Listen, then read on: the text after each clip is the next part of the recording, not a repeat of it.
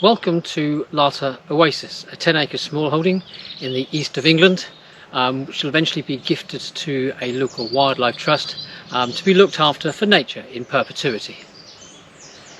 Back at the end of summer, we put a video together called Summer Update, part 2 of 2. And in that video, we mentioned the turtle doves, the breeding turtle doves we have here, were late, and very late, over 2 months late. We did eventually get a pair turn up, but we said at the time we'd put a piece together on the plight of the turtle dove. This is what we said. Had we heard our last turtle doves?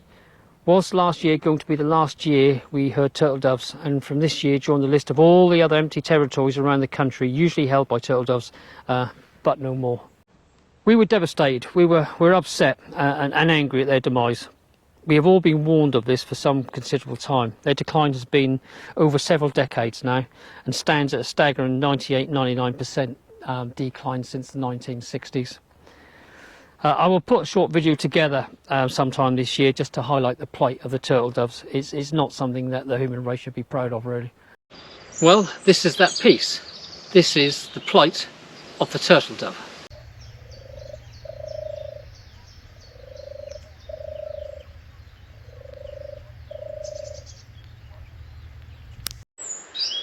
Columbidae is the family of birds comprising of pigeons and doves. Columbidae is the only family within the order known as Columbiformes.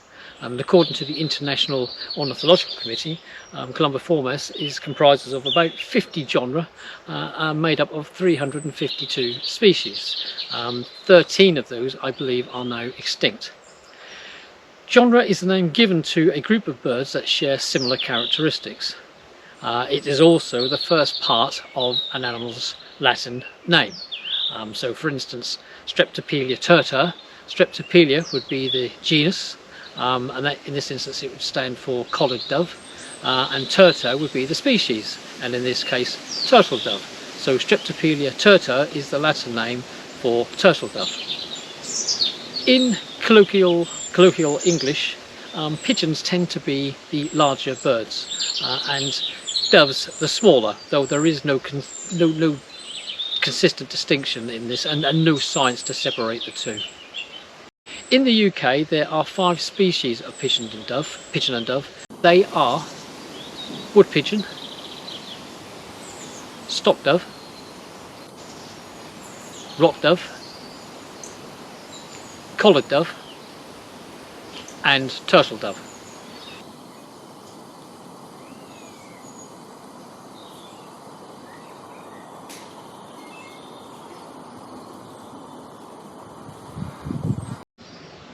The rock dove, Columba livia, is the wild ancestor of all feral and domestic pigeons. Feral pigeons are the ones you see every day in towns and cities and are thought to have originated from escaped domestic pigeons and racing pigeons. They are now widespread across the UK with the exception of parts of northern Scotland and Northern Ireland where pure rock doves is believed still live. Rock doves have been domesticated for several thousand years, giving rise to the domestic pigeon, Columba livia domestica. They may have been domesticated as long as 5,000 years ago. Numerous breeds of fancy pigeons of all sizes and colours and types have been bred since. The rock dove was once common across Europe, Asia and Africa, but has declined globally. It can be difficult to determine the conservation status of rock doves because feral pigeons have replaced wild populations in many locations. Most modern rock doves are descendants of escaped domestic birds that have since gone feral. Doves and pigeons build relatively flimsy nests, often using sticks and other debris which may be placed on branches of trees or on ledges or on the ground depending on the species. They lay 1 or 2 white eggs at a time and both parents care for the young. Unlike mammals, where typically only females produce milk, both sexes of doves and pigeons produce crop milk to feed their young. Crop milk is a secretion from the lining of the crop of parent birds, regurgitated to young birds. It is also referred to as pigeon milk. Crop milk contains both fat and protein at higher levels than cow or human milk. Unlike mammalian milk, it contains no carbohydrates. Crop milk is a semi-solid substance of heard it been likened to a pale yellow cottage cheese. It has also been shown to contain antioxidants and immune enhancing factors. Crop milk begins to be produced a couple of days before the eggs are due to hatch. The parents may cease to eat at this point in order to be able to provide the baby pigeons and doves, also known as squabs, with milk uncontaminated by seeds, which the very young squabs would be unable to digest. The baby squabs are fed on pure crop milk for the first week or so of life, and then they are introduced to a proportion of adult food, softened by spending time in the moist conditions of the adult crop. By the end of the second week, they are being fed entirely on softened adult food. Baby doves and pigeons are generally able to fly by 5 weeks of age. These fledglings with their immature squeaking voices are often called squeakers once they are weaned. They typically leave the nest after 25 to 32 days. In culinary terminology, squab is an immature domestic pigeon, typically under 4 weeks old. The term formerly applied to all dove and pigeon species, but more recently squab meat comes almost entirely from domesticated pigeons. We used to have a few pairs of turtle doves in the area and have always had a pair nesting here at Larter Oasis. We thought this year we were going to join so many other turtle dove territories that have been robbed of their presence. However, as mentioned earlier, we had a pair turn up on the 5th of July, 2.5 months after they would normally arrive. We never took them for granted, but kind of expected them to arrive, perhaps hoped they would arrive being the correct wording nowadays, especially knowing of their downward spiral over recent decades.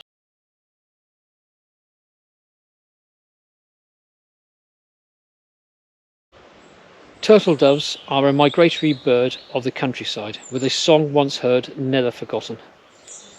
Their Latin name, Streptopelia terta, means collar and dove. Streptos means a collar, and pelia, a dove. Terta means turtle dove.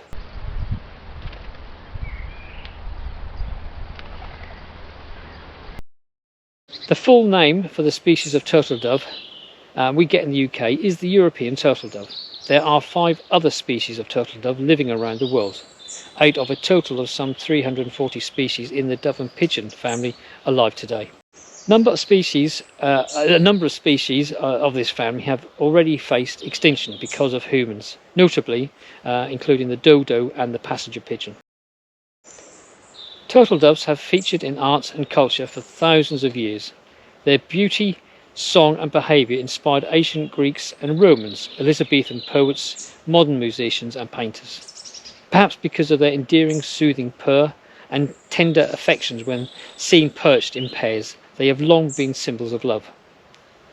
The first sign that a turtle dove is nearby is often its distinctive song, a gentle purr that was once an evocative sound of summer, usually delivered by male birds from a bare or deadwood branch of a tall tree in a hedgerow or the edge of a woodland. Turtle doves are monogamous and pair for life. They have been known to watch over deceased mates and try to care for them, sometimes returning to the place where their mate died. I never attach human emotions to animals, but it does appear the loss is felt. Nonetheless, they will try to establish a bond with a new mate should one in the pair perish. At other times, turtle doves are generally quite secretive and difficult to see.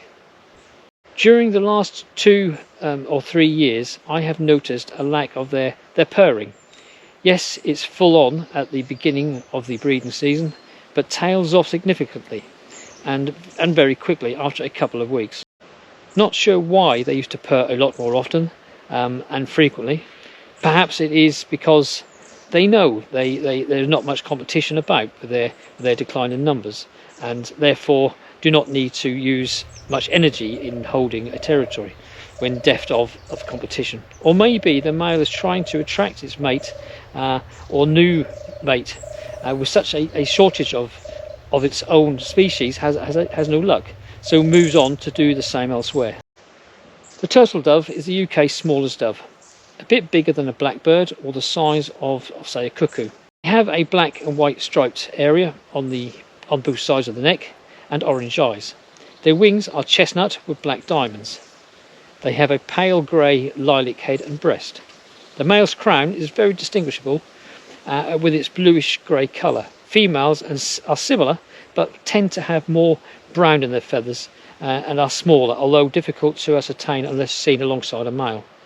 Young juvenile turtle doves look like adult females, but a bit darker. They also have a very distinctive black tail with a thin white edge, which is very diagnostic. If you see a dove-sized bird flying away from you in spring or summer with a white ring to its tail, it's a turtle dove.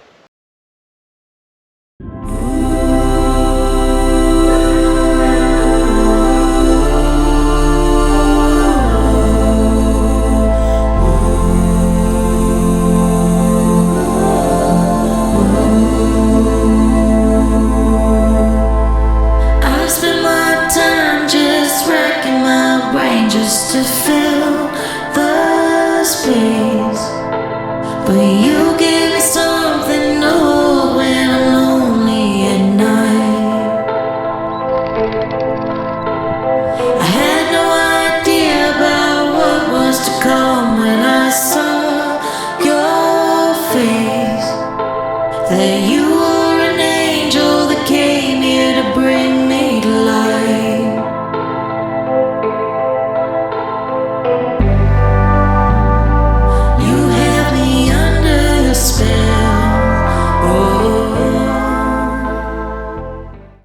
Their most similar relative in the UK is the collar dove, differentiated by its larger size and plainer white-grey body.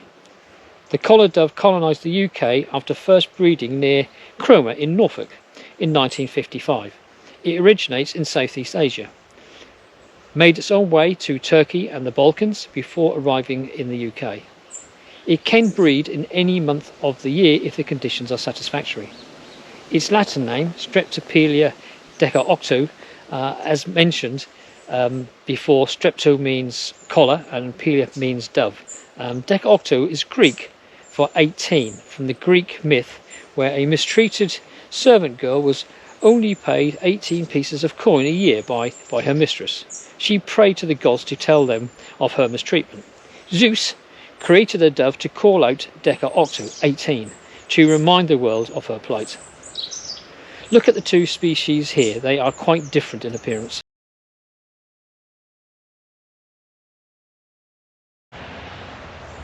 Turtle doves are the only long-distance migratory dove species in Europe, with their more common relatives such as the collared dove and wood pigeon staying in the UK all year round, with wood pigeon numbers being bolstered in winter by their migratory cousins from Scandinavia.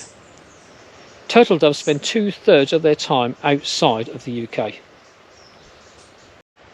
Turtle doves arrive in England late April and May, and leaving again between July and September. The turtle doves we see and hear here are often still here at the beginning of September. Turtle doves complete annual migrations from their breeding grounds, leaving in mid-late summer through Western Europe to their wintering grounds in sub-Saharan West Africa, travelling more than 5,000 kilometres to get there. They typically return to their breeding grounds during April. In autumn, all UK breeding turtle doves migrate south. They migrate through the African-Eurasian flyway, a route that takes them through the UK to West Africa. They undertake a perilous journey. Huge numbers are shot as they pass through France, Spain and Portugal. The survivors cross into North Africa.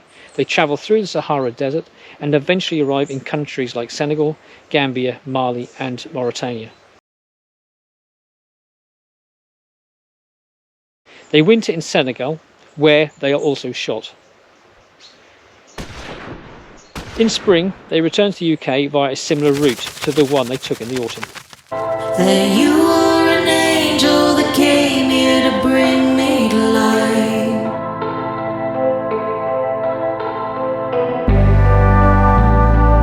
You have me under your spell. Turtle doves are the UK's fastest declining bird species, and they are threatened with global extinction. They are on the IUCN Red List of endangered species. That means the International Union for Conservation of Nature. It has been on the Red List in the UK since 1996, and it remains there today. Red is the highest conservation priority, with species on this list needing urgent attention. Numbers of turtle doves have plummeted by 98 to 99% since the late 1960s, when there used to be a breeding population in the UK of about 125,000 pairs. It is estimated the UK now has only around 2,000 breeding pairs of turtle dove, according to the last National Population Survey in 2021. The best chance you have to see the species is in East Anglia and the southeast of England. Imagine wherever you live, 98% of people have disappeared. Say 100 people in a village, now only 2 survive, or a school of 1,000 kids now only has 20. We used to have quite a few pairs in this area, even visited our bird tables and feed trays at home. We would often see them in the back garden. About 20 years ago I even found the remains of one after a sparrowhawk attack. Not that this has any relevance to the turtle dove decline.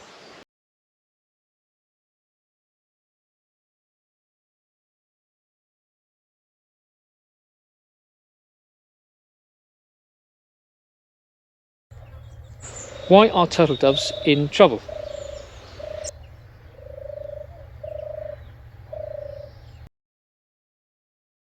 Seeds are really important for turtle doves. In the UK, the turtle dove feeds in open habitats, most commonly on arable and mixed farmland, where its staple food of wildflower seeds and farmed crop grain are found on the ground.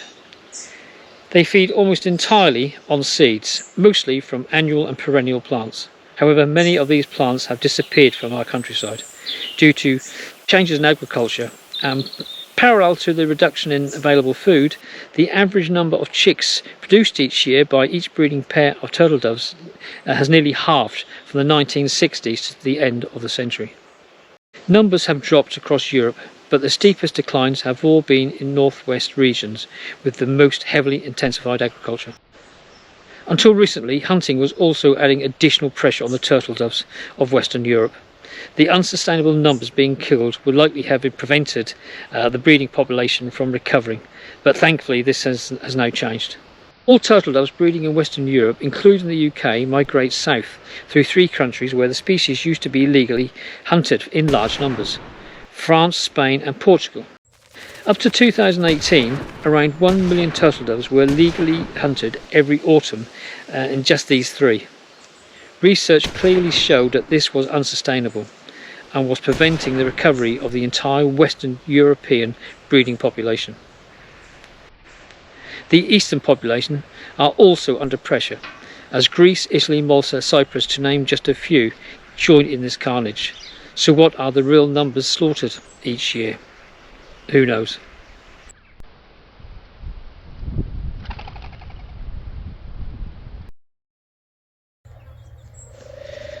What are we doing to save turtle doves?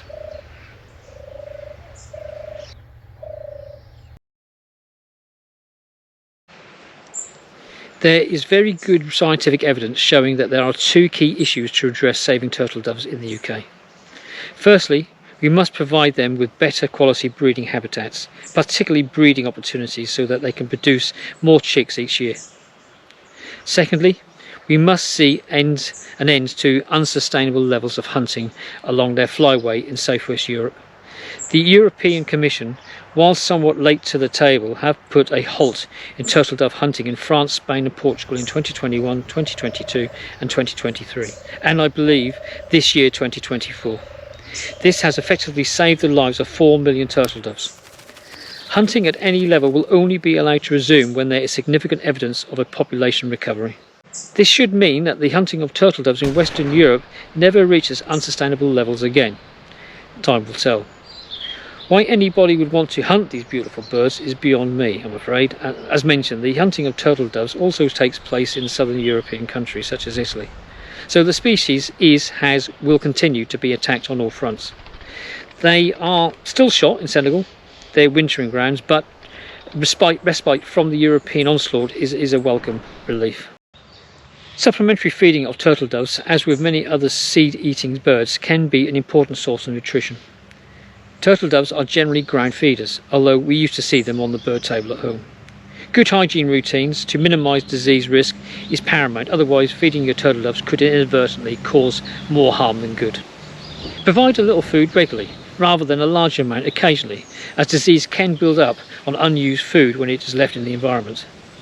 Scatter seed thinly on the ground rather than in piles where disease can build up. This also more closely imitates the feeding environment of ground seed-eating birds such as turtle doves. We use a seed mix supplied by Really Wild Bird Company, which contains wheat, oilseed rape, white millet, canary seed and sunflower hearts. Again, I'll put a link below. That you are an angel that came here to bring me to life.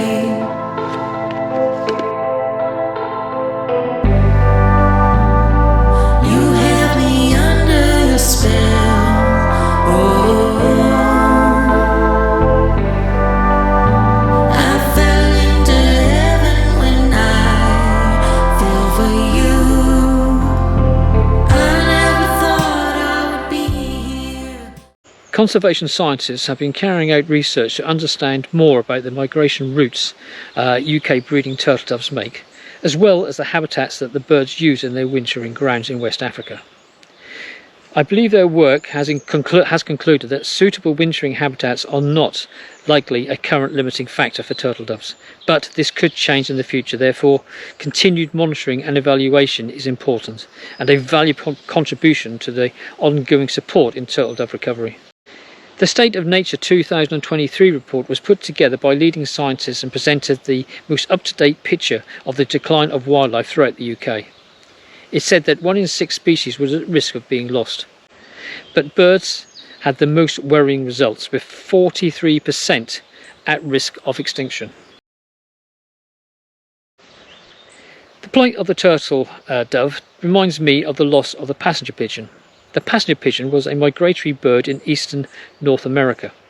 There were billions of these birds in the early 1800s. Migrating flocks darkened the skies for days. It's hard to imagine now, but at one time this species was the most numerous bird on the earth, with a population of 3 to 5 billion birds. As settlers pressed westwards, however, passenger pigeons were slaughtered in their millions yearly and shipped by railway carloads for sale in city markets. From 1870, the decline of the species became precipitous, and it was officially classified as extinct in 1914. It became extinct for a number of reasons, but the main 2 reasons were hunting and habitat loss. Commercial hunters shot, trapped and sold passenger pigeons for meat and as live targets for trap hunting. The destruction of forests which provide food for the pigeons was also a major factor in their extinction. It's a different time, but the underlying story is familiar. Turtle doves strive to exist not only with nature's challenges, but also our persecution, whether direct or indirect. Having lost 50 or 60% of all wildlife on the planet in the last 50 or 60 years, I cannot quite understand why people still want to kill any wild animal, let alone one that has decreased already by 98–99% in the last 50 years. Most of these people are not young, so have life experiences and broad knowledge of current affairs. They say, I guess, it is their right to shoot, kill. But what about other people's rights to see, hear and enjoy these creatures alive? They are quintessential sound of rural summer, and we miss their numbers terribly. In our opinion, their absence speaks volumes on the human race's failure to step up on its supposed intelligence and deliver a responsible custodianship of our natural world.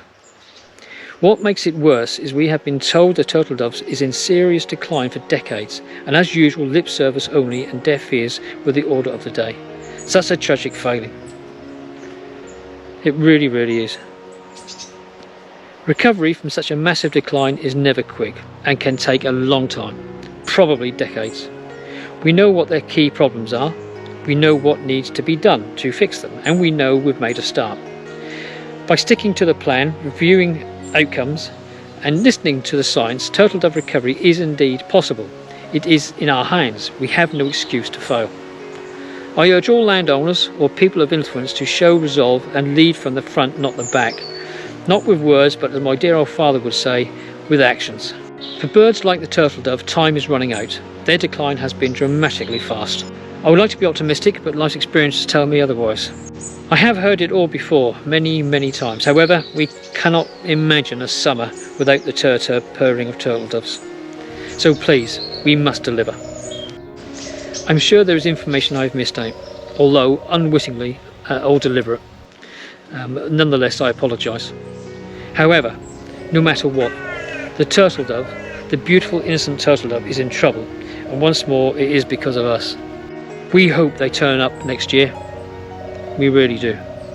We'll be listening out for them from about the end of April.